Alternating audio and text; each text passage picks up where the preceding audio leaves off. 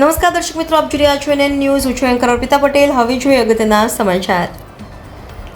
અબીલ ગુલાલ અને કેસુડાથી ધૂળેટી રમવી હિતાવહ ડૉક્ટર જગદીશ સખિયા. સુરતમાં ધૂળેટી પર્વની ઉજવણીમાં કેમિકલયુક્ત રંગો સ્કિનને નુકસાન પહોંચાડી શકે છે, ત્યારે આ ધૂળેટી પર વિખ્યાત ડાર્મેટોલોજીસ્ટ ડૉક્ટર જગદીશ સખિયાએ કેટલીક ટિપ્સ આપી છે. તેઓએ જણાવ્યું હતું કે ધૂળેટી પર્વ હેવી મેટેલિક રંગોનો ઉપયોગ થાય છે, ત્યારે રંગોથી સ્કિન એલર્જી થવાની સંભાવના રહે છે. ત્યારે આવા રંગોથી ત્વચાને બચાવવા માટે બોડી પર જેલ અને કોકોનટ ઓઇલ લગાવવું જોઈએ. બીજું કે પ્રાકૃતિક રંગો જેવા કે અબીલ ગુલાલ અને કેસુડાથી ધૂળેટી રમવી હિતાવહ છે.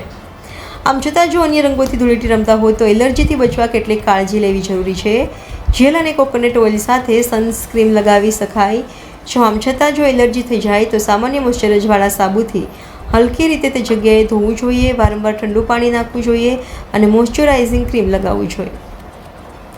NN news Surat. હું doctor Jagdish Sakhiya, founder and chief dermatologist of Sakhiya skin clinic. જે સર, આવનારા સમયમાં જે રીતનું હોળીનું પર્વ આવી રહ્યું છે તે સમગ્ર દેશમાં કલર લગાવીને જ્યારે એની ઉજવણી કરવામાં આવતી હોય છે, તો અલગ અલગ કેમિકલવાળા કલર પણ હોય છે અને કલરનો ઉપયોગ કરતા હોય છે, જેના કારણે સ્કિનના ઘણા બધા સર્વપ્રથમ તો અમારા સખિયા ક્લિનિક પરિવાર તરફથી આપ સૌને જે હોળી નિમિત્તે સૌને શુભકામના. અને ખાસ તો તમને એ જણાવવાનું છે કે અત્યારે ડે બાય ડે પહેલાં તો જે વર્ષો પહેલાં જે નેચરલ કલર જે લોકોથી રમતા, ગુલાલ, અબીલ, કંકુ, આપણે કેસુડો કહેવાય, એકદમ નિર્દોષ હતા. એનાથી કોઈ સ્કિન પ્રોબ્લેમ નહોતા થતા. લોકો હળી મળીને બધા સેલિબ્રેટ કરતા. પણ છેલ્લા અમે જોઈએ છે કે 10થી 20 વર્ષમાં કેમિકલનો ઉપયોગ બહુ વધવા માંડ્યો છે. અને એ કેમિકલમાં અમુક બિનાઇન હોય છે અને અમુક ડેન્જર હોય છે.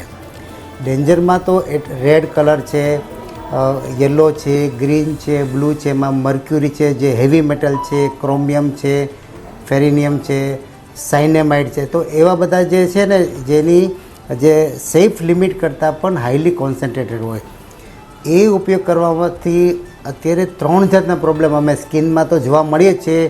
સાથે સાથે આંખમાં પણ પ્રોબ્લેમ વધી ગયા છે અને એ બધા શ્વાસમાં જાય છે તો રેસ્પિરેટરી પ્રોબ્લેમ પણ વધવા માંડ્યા છે. તો સ્કિન પ્રોબ્લેમમાં સૌથી જે હમણાં જો વાત કરીએ, હું તો ડર્મેટોલોજીસ્ટ ચામડીની વાત કરીએ તો ચામડીમાં સૌથી પહેલાં તો એક ઇમિડિયેટ રિએક્શન આવે એન્ડ એક ડિલેડ રિએક્શન આવે.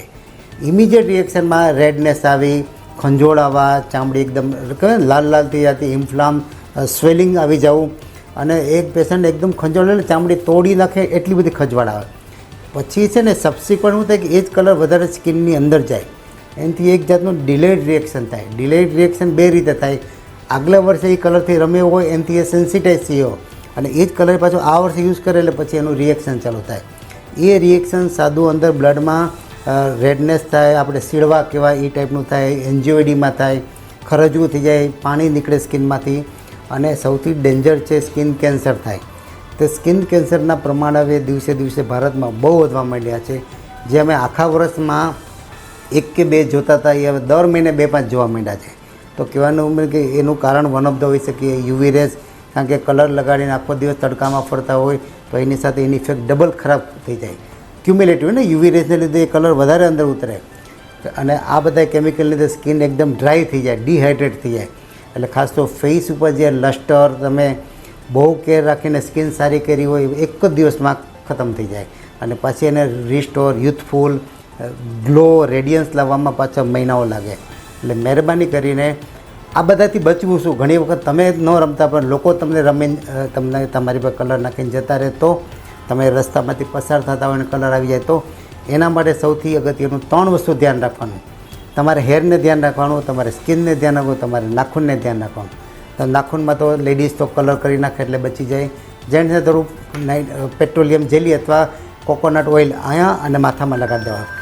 સોરી, પેટ્રોલિયમ જેલી એવું છે કે એ પ્રોટેક્ટ કરે, એક લેયર બનાવી દે, બેરિયર ફંક્શન કહેવાય.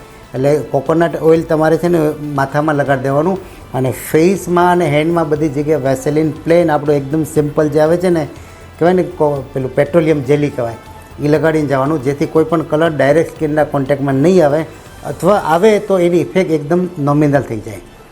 એ ઉપરાંત તમારે સન બ્લોક લગાવીને જવાનું, કારણ કે લોકો બહાર ફરવાના હોય છે તો સનબ્લોક તમારે છે ને વોટર રેઝિસ્ટન્ટ યુઝ કરવાનું, કારણ કે ઘણા બધા સનબ્લોક એવા છે મોઢું ધો તરત જતા રહે. તો વોટર રેઝિસ્ટન્ટ સનબ્લોક યુઝ કરવાનું કે જેની ઇફેક્ટ 3-4 કલાક ચાલે. અને જેવું ફેસ્ટિવલ પતે એટલે તરત સ્નાન કરી લેવાનું. અને એમાં તમારે કોઈ ડિટર્જન્ટ નથી વાપરવાનું, એમાં કોઈ હેવી આપણે ઘણી વખત Nirma powder means brand name કરવા કરતાં કોઈ પણ હેવી ડિટર્જન્ટ પાવડર નથી વાપરવાનું, જેથી સ્કિન વધારે ડ્રાય થાય, વધારે ડેમેજ થાય. તમારે નોર્મલ ક્લિન્ઝિંગ જે આવે, જે નોર્મલ કે એની અંદર સિટાફિલ ટાઈપના જે આવે છે, સોપ આવે છે, ડવ આવે છે, એ બધા એવા છે કે એને લીધે સ્કિન વધારે ડ્રાય નહીં થાય. પિયર્સ આવે છે, લીમડાનો છે, ઘણા બધા છે બ્રાન્ડ નેમ, એટલે જણાવું છું કે તમને ઇઝી પડે, ઇઝીલી એક્સેસેબલ છે. તો આ એક છે પ્રોટેક્શન માટે. અને હવે ત્રીજું છે કે માનો કે રિએક્શન થઈ ગયું હોય તો શું કરવું? તો એના માટે મોઇશ્ચરાઇઝિંગ ક્રીમ તમારે ફ્રીક્વન્ટ લગાવવું પડે, દર 2 કલાક લગાવવું પડે. જે મોઇશ્ચરાઇઝિંગ ક્રીમ જે ઓવર ધ કાઉન્ટર મળે છે એની જે સાદી એલર્જીની ટેબ્લેટ આવે છે એ લેગરા કે લઈ શકે. અને બહુ રેડનેસ થયું તો એટેરેક્સ કરીને કે સિટાફિલ ક્રીમ આવે એ લોશન લગાડવાનું, સુધિંગ ક્રીમ આવે, સાદી સોફ્રામેસિન આવે એ પણ લગાડી શકાય. તો આ બધી લગાવવાથી તમારું ઇમિડિયેટ રિલીફ મળે, કારણ કે એ દિવસે રજાના દિવસે કોઈ ડૉક્ટર પણ કદાચ ન મળે. છતાં પણ જો તકલીફ પડે, રિએક્શન હોય તો એના માટે ઇન્જેક્શન, ટ્રીટમેન્ટ ને બધું લેવું પડે. તો એના માટે તમારે કન્સલ્ટ ડૉક્ટરને બતાવવાની જરૂર પડે. એટલે સૌથી પહેલાં તમારે હેર કેર કરવાની જરૂર છે, કારણ કે આ